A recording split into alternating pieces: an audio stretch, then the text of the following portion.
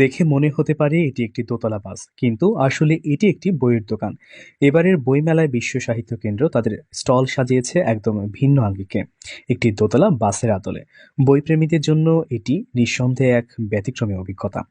এই অভিনব স্টলে প্রবেশ করলেই পাঠকদের মনে পড়বে বিশ্ব সাহিত্য কেন্দ্রের সেই স্বপ্নের বাসের কথা, যে বাস একসময় দেশের নানা প্রান্তে বই পৌঁছে দিত জ্ঞানের আলো ছড়াতে।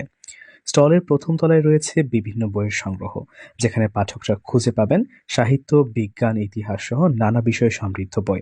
আর দ্বিতীয় তলায় থাকছে পাঠকদের জন্য বিশেষ পাঠচক্র ও আলোচনা সভার সুযোগ, যেখানে লেখক ও পাঠকরা সরাসরি মত বিনিময় করতে পারবেন।